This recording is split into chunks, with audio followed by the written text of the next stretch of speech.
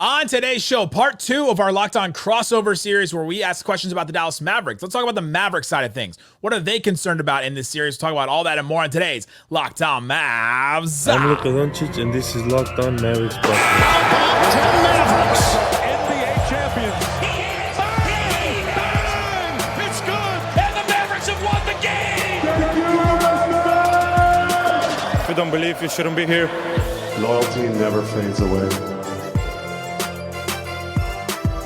And welcome. You're Locked On to the Dallas Mavericks. My name is Nick Angstadt, media member and NBA channel manager for the Locked On Podcast Network, your team every day. Thanks for being part of the show, making Locked On Mavs your first listen today. The best way you can help us grow the show is to listen every day, leave a 5-star review, like the video on YouTube, and comment anything below. Letting know what is the one thing you're concerned about on the Mavericks side in this series. What are you concerned about? Let me know on that. Game off, we got to talk more about Monopoly Go. This fast-paced game lets you play with your friends and team up for unique tournaments, unlock awesome prizes, unique stickers for trading, things like that. Cool playing pieces and hilarious emojis to taunt your friends with. So download Monopoly Go now free on the Google Play or the App Store. Game on. All right, this is part 2 where Rylan asks me Mavericks questions about the Mavs side of this series. Let's get into it. And now we welcome in Nick Angstadt, host of Locked On Mavs, to discuss this epic second round series. I think the best series on the board in the NBA playoffs. Thunder, Mavericks. Nick, how you feeling as we get this series started soon? I'm feeling good, feeling nervous, but I'm excited that it's the real close team that I get to just drive up to these games instead of trying to travel all the way to somewhere. But yeah, I'm excited for these two teams, and I'm really excited for some of these matchups that we talked about in the first part of this. So yeah, let's talk about the Mavs side of it. This is part 2. Check out part 1 already posted. Get ready to learn I-35, buddy. It's going to be a fast drive up and down for these games. But first of all, what's the temperature check for Mavericks fans as you close out the Clippers in 6? Like, what are the vibes? Oh, I wish I still had the vibes or immaculate drop from Jalen Brunson, but I retired it when Jalen Brunson left for the Knicks. But the vibes are close to immaculate. People love this team. They love what they see from this team. I've been hanging out with Mavs fans at games and just hearing them talk about how they love the physicality of this team. Like, a Mavs crowd loves a good offensive rebound. They love a good fight for a rebound, fight for a loose ball. And this team is getting that. And Kyrie, who was brought in and was kind of like a risk for a lot of different reasons, has been anything but. He's been amazing. And he was the best player in the first round series, Luka included. And it's been awesome to see at the beginning of the playoffs, we asked Luka, what's different about this time matching up against the Clippers compared to the first 2 times he matched up against the Clippers in the playoffs, and he goes, we have Kai now. And he could not have been any more right in that sense, because Kyrie showed up in big ways in that series. And having him, having Luka, having a defense now, having centers now, it's like all the things Mavs fans have wanted for such a long time. The 3-point shooting has taken a hit for sure, but people are really, really excited about this team and excited to see what they could possibly do, because I think expectations were really low at the beginning of the season. The expectations certainly have changed, I think, for both sides compared to the start of the season, which we're going to dive into in a second. But among the celebration of the first round, you also lost Maxi Kleber for basically the entire postseason, at least for sure this series, it seems like, from all the verbiage that's being used by everybody involved. How big of a loss is Maxi as a guy who, from the outside looking in, to most people, will just be viewed as a bench big? Yeah, Maxi you look at his production and look at his numbers and you'd go, why are you guys making such a big deal about this guy? But he unlocks a lot of different looks. And I think the playoffs are a lot about the types of looks that you can throw out there, the different lineup combinations, the way that Maxi was their small ball 5, in the way that if they ever wanted to go small and try and match up, Maxi was a guy that can guard guards, he can guard wings, really good defensive big man, and he's 6'10", but he also, for some reason, shoots really well in the playoffs and does not shoot well in the regular season. So he shot 10 of 18 from 3 in round 1, was a really big reason why they won that series, and was a big reason why they won in 2022 as well. And so now you take him off the board and you take off a lot of the different looks that they can go to. The Mavericks have not gone to PJ Washington at the 5 very much at all this season. They've gone to it maybe 2 or 3 times in games. And so if they need to go small for whatever reason, the Thunder try to do that, or the Mavs have to match them or whatever, that's not something that they've been really used to playing. And so I'm really fascinated to see what Kidd decides to do if it comes to that. But they take away some of that versatility. You also take away, he could play with the bigs too. He could play as the 5. He could also play with Lively or with Gafford. and you don't lose a ton either. And so that's another look. There's a huge lineup where they would play like Luka, Derrick Jones Jr., PJ Washington, Maxi, and Lively or Gafford. That's a massive lineup that now you can't really go to anymore because he's not there.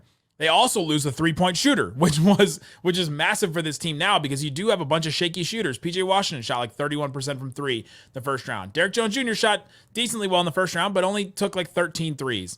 And you look at the rest of the guys, and you're like, man, there's just not.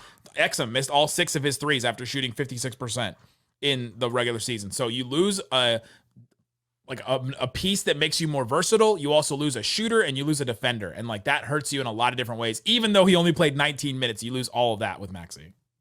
Yeah, and I think that the playoffs, like you said, are about looks. I mean, even to the minute ability of, you go back a few years to Rick Carlisle putting Boban out there for a segment of a game playing zone, which started him 3 games. Started him 3 games, Rylan. I just need everyone to remember that. And that threw a wrench into things. And it really just was a little bit of a wrinkle that catches you off guard. And in a playoff series, in a sprint to 4 wins, any portion of minutes that you can win is a massive deal. And now there's a tool out of your toolbox that would have been more valuable, I think, against the Thunder versus almost any other matchup of playing Maxi at the 5. Yeah. Yeah, it would have been really nice to have him. It would have been, and I still go back to the play where he got hurt. Like, why did he take off from a foot inside the free throw line? Why did he jump? He could have just taken a Euro step around him. I mean, he's from Germany. Take the Euro step, Max. He was there for you, but he's out. He's not going to be in the series at all. And so Jason Kidd said next man up, which apparently means Markieff Morris, which I don't think it does. What I think it means for the Mavericks actually is that next man up is, all right, Exum, you have to be able to play. I think you have to be playable because you are the next kind of defender up. They need one more guy to defend on the perimeter. They need one more guy to fill in for offense and things like that. I think Exum will fill in some of those minutes. I think Josh Green maybe has to fill in some of those minutes. And then it's 48 minutes of the 2 centers. These guys, this is a matchup that I think will be good for both of them. This last matchup was not good for Gafford. Zubats hurt him really badly. The first 4 plays of the whole Mavs Clippers series, Zubats went right at Gafford and scored right over him 3 times in a row. That was so wide, eye-opening for Gafford and for all of us that had been watching him this season. And I knew that Gafford struggles against really big physical centers, but he does not struggle against a center like Chet. And I think he'll be better in this series than he was in the last one. And so the Mavs just have to have both those centers be playable and to be effective in this series. We talked about the matchups with Chet in the last episode, but I also think that they'll need some of those other guys to kind of step up and fill some of the shooting void that Maxi leaves as well. I think that, we talk about Boban and it's kind of a little bit of a joke, but now with Jason Kidd, you've also seen some of the adjustments that he's made, and he's gotten this team to a Western Conference Finals. That's what's on the line in this series. Is there a wrinkle that maybe has not been deployed yet for this team that you think could show its head in round 2? Yeah, the real small lineup of PJ, of Luka, Kyrie, PJ Washington at the 5, and then whoever else, Derrick Jones Jr., Exum, Josh Green, maybe Tim Hardaway, fill in the blank for whoever. We have just not seen those lineups very often at all. And so if they decide to go to that, it would be a brand new look that really the Mavs haven't really done that much, but then the Thunder wouldn't be ready for it either because they wouldn't know what to expect with it. And so that's a look that I think they could go to. This Thunder team has not really seen this version. They've seen this version of the Mavericks team once in February. And that was the one where the Mavs dominated. It was like an afternoon game where the Mavs just got a bunch of stops early, and Thunder were just missing a bunch of shots. And it was a real just one of those games. There's a ton of energy behind the Mavs because it was the first game that they played with Gafford and PJ, and so they've seen that version of the Mavericks. But Maxi started that game, if you remember, because Lively was out and Gafford and PJ weren't going to get the start just yet. And so yeah, I'm interested to see how that works between the two teams and if there's anything new in that sense. I think that that's a good call because I think that coaches oftentimes get baited into trying to play as small as the Thunder, which usually doesn't work. Usually, if you try to out small ball a Thunder team that's designed for small ball, it has detrimental results to the series. And you saw Willie Green get goaded into that a little bit, and we'll see if Jason Kidd ends up that way as well. Staying on the rotations for just a quick second, what's the deal with Dante Exum, Nick? Is he going to get back in the rotation? X gonna give and X gonna take it away from you, apparently, because in the regular season, he was so good. He came back from EuroLeague. He had spent some time over there.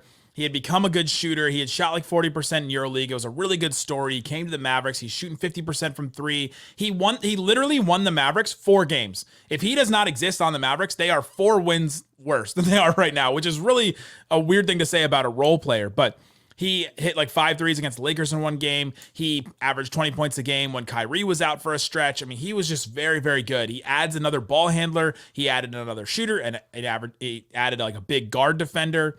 And in the Clippers series, it looked like he had never played basketball before. I mean, he looked like he was deer in the headlights in that sense. And so we're really hoping that he shook off some of the rust, shook off some of the nerves, and goes into this series and is more effective, because they're definitely going to need him. They're going to need that other ball handler. I don't think they'll get away with just Luka and Kyrie creating for themselves and creating for others, and that's it. I think they'll need one more guy to, like you said in the first episode, go off in order for the Mavs to win. And I don't think Exum's not going to fill it up, score 20 or whatever, but just that extra, like give him 10 points and like 3 or 4 assists, like something like that. That's what they need out of just one more guy, because they don't have another really ball handler other than that.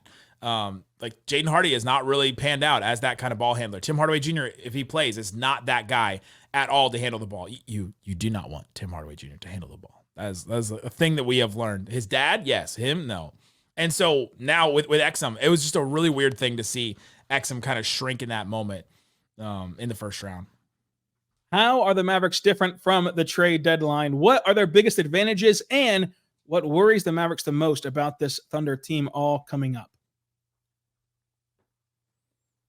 But first, Nick, let's talk about Monopoly Go, because they're awesome. And it gives you such a variety of ways to play Monopoly, which is the mobile hit twist on the classic Monopoly board game. We can team up and have time tournaments and work together to build out each other's boards. But what I like to do the most is go out there and just wreck my friends' boards, pulling off bank heists, bulldozing buildings. And while we can win together, it's also fun to see your city collapse at the expense of my mayorship. So go play Monopoly Go. It's a new, exciting way to play every single day with constantly changing tournaments and challenges, so it can always keep you engaged.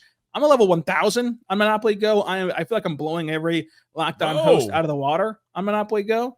So try their new timed events with ways to win big. I can help you out and get you where you need to go with the multiple ways of playing, either heads up with the leaderboard, climbing over each other, or in their timed tournaments. There's always a new fun way to discover playing Monopoly Go whenever you go there right now to go download the game for free on the Google Play Store or the App Store. Game on with Monopoly Go. Also, want to say right now, but good friends over at FanDuel. FanDuel's fantastic this time of year because there's so much to bet on. Most importantly for us, the NBA playoffs, but also Major League Baseball's in full swing. The Stanley Cup playoffs are right here in the thick of things as the Stars play a Game 7 tonight. For Dallas, let's see if they can get past the pesky Golden Knights. But right now, new customers get $150 in bonus bets with the winning of a $5 bet.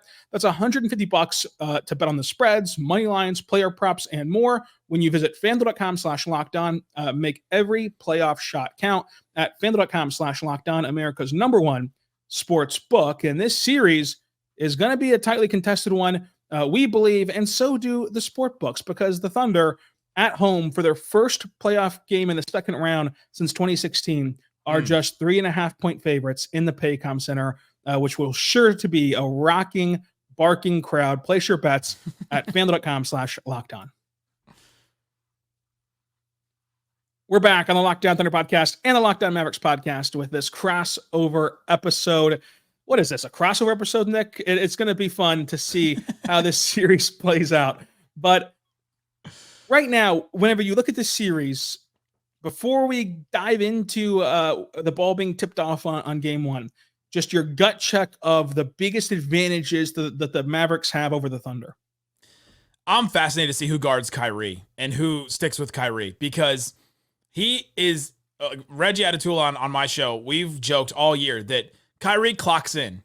He, at some point during the game, he will clock in. And then all of a sudden, like in game 6 against the Clippers, he had 2 points in the first half. Two points. And no one was concerned at all in any way. Like, no one was concerned about Kyrie at all. If your star has 2 points in the first half, normally you'd be like, man, this is terrible. This is awful. He can't buy a bucket. 2 points, finished with 30. Like, he goes off at some point during the game, and he just decides. I think he's playing his best basketball, and so I think that is an advantage. Where if Lou Dort is tied up on Luka, then do you throw SGA on him and try and chase him around? Do you throw Jalen Williams on him? Who do you decide to do? You let Casey Wallace just figure that out? I think that is a big advantage that the Mavericks have. It's just that Kyrie has been so good and can turn it on at any given moment. I've compared them. It was Zach Lowe was complaining about the Batman and Robin comparison is like all played out. I've compared Luka and Kyrie to Mr. Fantastic and the Human Torch. Kyrie is the Human Torch. He can flame on whenever he wants, turn it on. Luka is Mr. Fantastic because he can give you literally anything that you need in a game. You need a bunch of assists, he can give you that. If you need post-ups, if you need mid-range, he can do that. And so I think that Kyrie is a massive advantage in this series. I think that with this series, it's going to fall a lot defensively on Lou Dort and Jalen Williams. Those two guys, I think, will be tasked with defending Luka and Kyrie, but also rookie Casey Wallace will have to get the job done. We've seen Wiggins get thrown at those two guys as well. So the Thunder do have a complement of lengthy defenders who can hold their own the best you can. You're never going to stop either one of those guys. You just hope that you can provide a speed bump to their offensive road. But Shay's also been locked in defensively. It's a guy that's chicken or the egg of like how often do you want to use him defensively on Luka and Kyrie when it's not the waning moments because you're going to demand so much of him offensively. But in those tight moments down the stretch of games, he can certainly get the job done, especially with how good he is, just playing the passing lanes and blocking shots from behind. But I would imagine that the majority of this contest and the majority of this series will be Luka getting defended by Lou and J-Dub defending Kyrie. Yeah, the star matchups. And I'm sure we'll see a lot of switches. I mean, we saw that in the Clippers series. Luka guarded James Harden a ton. He had to. He guarded Kawhi when he was playing. Kyrie had to guard those guys too. I mean, we'll see that too, where they'll do that. And the Mavericks have more favorable matchups than the Thunder do when it comes to, all right, we got to switch somebody on him. All right, if the Mavs want to switch somebody onto Luka and Kyrie, it's probably Giddey or Chet, and that's not as good for the Mavericks as, all right, well, let's put Luka or Kyrie on one of the stars if you're the Thunder. And so I'm really interested to see how that works out. But yeah, Kyrie is a big advantage. I do think that the center matchup is an advantage for the Mavericks because you got two guys versus the Thunder's one, and you're not going to play Chet 48 minutes. And so there will be times when there's like a non-Chet center where there will be Jalen Williams, the other one. Oh, I hate that he's the other one.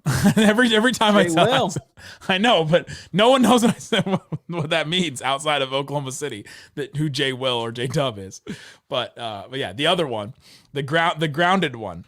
And so I think that there'll be moments where it's like, all right, the pick and roll is just running with either Lively or Gafford when Chet is not on the floor. And I think that is a big advantage too.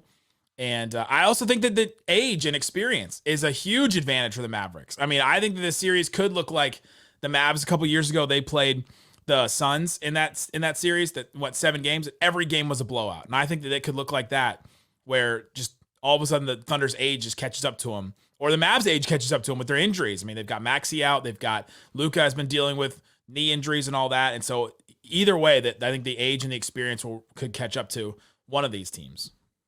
Yeah, we'll see how it goes. I think that the Luka knee thing is interesting because there's no consecutive days off except for between games 5 and 6. So once the series tips, you're going to be playing every other day with not a lot of time to regroup and rejuvenate that knee, which I don't think is going to get much better. It's just that you're going to have to gut through it, which Luka has been able to play through pain and through various injuries before. So I'm not too concerned about it, but who knows? Like, this is still going to have to take 7 games or 6 games, I think, to get a conclusion for this series. I think that this series will be played, within 10 points, which at that point, do you lean toward the experience of Luka closing out playoff games and Kyrie certainly closing out big games versus the Thunder? Or do you lean toward the Thunder being able to outlast the Mavericks? I'd be curious to see which direction that actually ends up landing. But what worries you the most about OKC whenever you're looking at it from a Mavericks perspective? What does the Thunder do well that is really counteractive to Dallas? Yeah, I mentioned in the first part about transition offense, and if that gets limited for the Thunder, what happens for them? But I am worried if it doesn't get limited at all. If the Thunder are spending 20% of their time in transition or 16% or whatever in transition, I think that's bad for the Mavericks. The Mavericks defense has struggled this season when you move the ball a lot, you make them play catch up on defense, and you throw like the ball around, And all of a sudden the Mavs have to just make decisions because their defense is all predicated on these switches, these rotations, and everybody covering for somebody else, and communication and effort and all that, which a lot of defense is. But this Mavericks team really, really relies on that. And so if you start making them move and start making them have to make second choice decisions, this Mavericks team does not have a lot of continuity in it at all. They've played really well. Their defense has been really awesome the last couple months of the season. But we mentioned the number one lineup for the Thunder has played like 1,700 minutes together. The Mavs has played like 300 minutes together. It's very, very different in terms of continuity and playing together. And that, I think, affects the defense in really tough moments. They had some of those moments. So I think they're tested against, I think this team is tested a little bit against that Clippers team, where the Clippers had a couple of games. They shot the three ball insanely well, made 18 threes, and then they only won those 2 games. But I'm curious about that, and I'm nervous about that for the Mavericks. If the Thunder get the Mavericks moving, and if they start pushing and transition a lot, getting easy ones, and then all of a sudden the ISO game versus the ISO game on either side is a wash because the Thunder have built up all these points in transition. Yeah, that's where the Thunder can really come into this thing with a different perspective of, technically, Shay is an isolation player, but there's so much going on besides Shay on the ball. Whenever you're having guys cut back door, when you're having guard-to-guard screens for Shay in isolation, like, you can do so many different things than just, hey, get out of his way and let him go cook. Like, that's actually not how the Thunder play overly often, which benefits them in the long run. With this Mavericks team, they are way more dissected than the Thunder team is. I think that we had the opportunity in the podcast number 1 to dispel some of the lazy narratives around OKC, because whenever you see the commentary on this team, it's more generalist, just leaning on some crutch buzzwords of inexperience and size. So we put some of those to bed. But even for as dissected as this Mavericks team is, what are some of the things that people miss from the outside looking in? Yeah, I think they miss the defense, how good the defense has been. This is a real playoff defense. They played really well against the Clippers, and I think that people miss that. I think that there's some lazy narratives where, this Mavericks team, they rely on the 3. They don't anymore. That has completely changed. This Mavericks team has won multiple games against really good teams. They shot under 30% from 3. And so I think those 2 narratives, the Mavericks can't play defense, or they're not like an elite defense, which they have become, or the Mavericks they have to rely on the 3 in order to win. That's not the case anymore for them either. So how can you defend Luka and Kyrie? And is there going to be an aspect of the crowd that plays a big part in this series with these 2 emotional players? We'll talk about that coming up.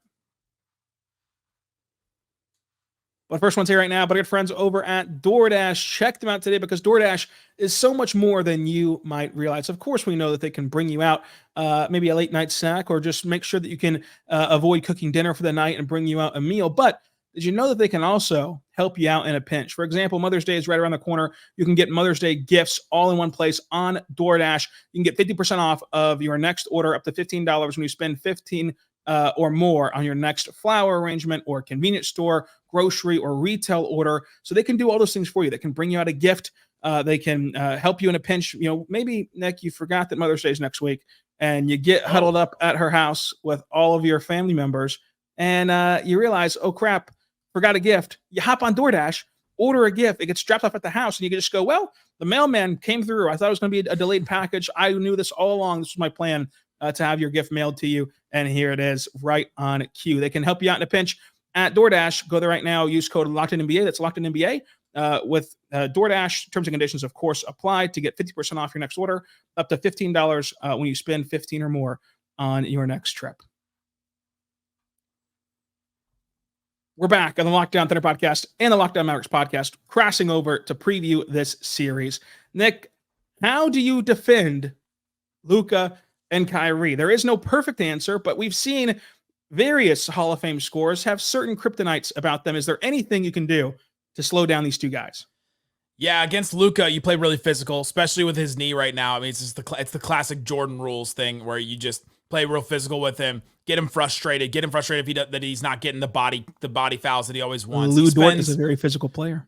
Very, and that's why Lu Dort has been very good against Luka in his career, and Luka has been very complimentary of him. But I think that Luka spends the first 5 minutes of every game trying to see if the referee crew is going to give him the body foul, where he drives in and there's not necessarily a foul there, but he bumps bodies with the defender and then he throws up, a shot, and he spends that time trying to figure that out. He's done less of that in the playoffs, but all that to say, he can get in his head still, and he can get in his head about the referees, and he can get in his head about physical play. Terrence Mann was really annoying to Luka, where he was just always constantly in his face and always constantly there and always like pushing and shoving and a little bit just like right in his grill. And I think that that's how you have to defend Luka. Other than that, you really can't. I mean, there's just really like not a lot of options. These stars have become so good in the NBA that you try, and he's seen every single coverage. You try doubles against him, you try hard traps, you try things like that, and the Mavs have figured out ways to not only just score in those, but also to get Luka back involved in those plays after they happen, because you can't trap and then you throw the ball to Derek Lively in the middle of the floor and he finds the right shooter, and then Luka, then all of a sudden the two guys that are on Luka have to go recover to a shooter. Then Luka gets one-on-one coverage if you get the ball back to him. So there's just ways that you can get him back involved. For Kyrie, it's harder because, man, it's kind of on him. Like when he decides, I mentioned the Human Torch thing. It's on him when he decides when he wants to start scoring. He can float through games too, where if you have just a defender stick with him and there are better shots somewhere else, he'll go with those and allow his teammates to try and like take over for a little bit. But at some point, like, he's inevitable. It just happens where he'll like throw insane dribble moves at you and just start getting his shot whenever he wants. He's playing at such a high level right now. And so they're both inevitable at a certain point, but there are things that you can do against them. I think that the biggest thing for Luka, defending him, would be just having Lou be very physical. And then for Kyrie, having a guy like J-Dub who has the size and length to make life tough on Kyrie, and understand for a young player like J-Dub, understand that like you can play picture perfect defense and Kyrie's going to hit the shot 8 times out of 10, 7 times out of 10, whatever it is. Don't let that dissuade you or get you out of your element when defending him, or get you too aggressive and bait you into fouls whenever he's going to hit very, very, very tough shots against absolute textbook defense. And I think that that's going to be a testament to the whole young Thunder team of not getting discouraged whenever these guys go off, because they will. You can play 100 possessions straight of hard-nosed defense, and they're going to score 30 points each. And just living with that, I think, would be a big deal for this team. That's the thing about youth and experience. When we talk about that, when we bring that up, it's like, have you been tested? Have you had moments where you had to come back? The Mavericks were down 31 points to the Clippers in one of the games, and they came back and took the lead with 2 minutes left. Now, they lost that game, but you still, like, that is a moment where this team came together. They had to fight through something. They had to fight through adversity. This team has fought through a ton of different injuries throughout the year. I mean, they didn't have any lineups that played over 100 minutes and until like game 70, basically. It was wild to see that. But this team has fought through some of that. So I think that could be a big difference, where if something starts going wrong for the Thunder, then how did they overcome that? We just haven't seen those things necessarily yet. And so I think that's something to really watch for when you talk about experience on both sides. We haven't seen it yet on the playoff stage. You know, the Thunder did, of course, suffer through a 30-0 Dallas run earlier this regular season and still won that game, which was brutal for the Mavericks. They've also came back in various other games, but just as a one-to-one example. Kyrie did not play in that game. Kyrie did not play. I think that the regular season series for both sides is just meaningless, but they have seen half the rotation was out for the Mavs. It was Kyrie, Maxi, Green, Exum, Tim Hardaway. It was like half of them. It was wild. Yeah, it was just the Luka show, and they were able to withstand tough Luka buckets for sure during that stretch. They definitely but you've seen various times where the Thunder this year have mounted comebacks or have nearly blown something and then tightened back up. They've won games in a variety of ways, so I think it'll be very fun to watch them handle their first playoff loss, though, because they did have to gut out a few of these wins. I mean, games 1, 3, and 4 were very tough on the Thunder, and at certain points were teetering in either direction, but they've never actually lost and had to sit with a playoff loss before. And the first time you do that, it can really breed varying results. To this point, we've seen the Thunder be uncommonly mature, as they put it. This their tagline that they've ran with in the press conferences and their slogan internally. It's a different ballgame, though, being uncommon mature in the playoffs after a big loss. I want to get your temperature check on this. I look at Kyrie and Luka, and how much of this is still the true perception of, like, they've got a little bit of that Westbrook in them, where you can almost bait them into being too emotional and playing out of sorts. Whereas we saw in that third game between these two teams, where Kyrie's going back and forth with fans in the crowd in OKC, which that crowd was nothing compared to what you're going to see in the playoff crowd, as we saw for the 2 Pelicans games. Yeah. And then Luka, like you mentioned, you let Lu Dort get up under him and play physical and not get any calls. Does he get a T here and there? And in games that I think, from my side of things, I think will be played within 10 points, you give away a couple points, that can really dispel things and really hurt you in that aspect. And if you give a technical foul to Luka and then Shay, hooks him and gets 2 more fouls on him, it's a whole new ball game. So like how emotionally mature have those two guys been down the stretch of this season? Yeah, the Kyrie example, that's the only time we've seen that this entire year. Him getting distracted by fans or the crowd or something. And so, I don't know, whatever that guy said, say it again. I guess, like, if you want the advantage, because we have not seen that from Kyrie at all. He has been the, like, quietest, lead by example type guy this season that maybe a lot of people didn't expect at all. Another thing on Luka with guarding him is get him in early foul trouble. I mean, you kind of mentioned that earlier, where if you can get Luka in early foul trouble, that really hurt him down the stretch, where they need his defense. They need him to not be a weak link in that defensive scheme. And so, yeah, if he gets in his head a little bit, he can. But I do think that the crowd stuff fires him up, and I think it makes him play better as the game goes on. And so I don't think that it definitely doesn't affect him as much as Westbrook. I watched Westbrook in Game 6 go at it with a fan, and then everybody like in that section around there starts chanting Westbrook at him, and then he just turns around and like gives him a little fist pump, like, yeah, thanks guys. And I was like, I don't think he knew what they were chanting at him, but I mean, he was a mess that whole series. Sorry to say. And that's Thunder been the tale of his whole playoff career. As much as you love him in OKC, I mean, he was baited into beef with Ricky Rubio, and a rookie Donovan Mitchell just dominates him in the playoffs. Like, yeah. Damian Lillard, of course, baited him into beef during those 2 runs without Kevin Durant. So like, that's been a tale as old as time for Russell Westbrook. It'll be an interesting series. I'm interested to see how the Mavs shooting, I think, is a very big concern. That is something I am concerned about. The Thunder give up the most corner threes in the NBA in the regular season. It was like 12% of team shots against them were from corner threes. And so now all of a sudden you're relying on the PJ Washington, Derek Jones Jr., Dante Exum, Josh Green, and Luka and Kyrie sometimes, or Tim Hardaway if he plays. And that is a very tall order for those guys to hit some shots like that. But if they do, the Mavs may dominate this series. Honestly, like if the Mavericks get those kind of shots, because they just have not gotten them in a lot of these games down the stretch. You mentioned that Luka gets fired up by the crowd. How personally does he take matchups like a Shai matchup, where between game 1 and 2, the NBA will announce who finished 1, 2, and 3 in MVP, the award chase, which could have Luka 3rd or 2nd. I think that Jokic is probably going to win the award, but the battle between these two guys for 2 and 3, how personally does he take that sort of thing, or is it just Luka's awesome no matter what? Yeah, this is the MVP runner-up bowl, isn't it? It's like both of these guys are fighting for 2nd and 3rd. I think he'll take that. I think he'll take that personally, but I think he takes more the matchup thing personally. One of the things I've learned about Luka is a couple of years ago, we did our media day interviews, and it's me and Isaac, and we sit down with some of the players, and we ask them these random questions. And we asked, what's something you learned about Luka? And we asked it to Spencer Dinwiddie, and Dinwiddie goes, Luka will look at a matchup. They'll show him a matchup on paper, and analytics will go, you score like 1.5 points per 100 possessions against this player, and you score 0.8 points per 100 possessions against this player.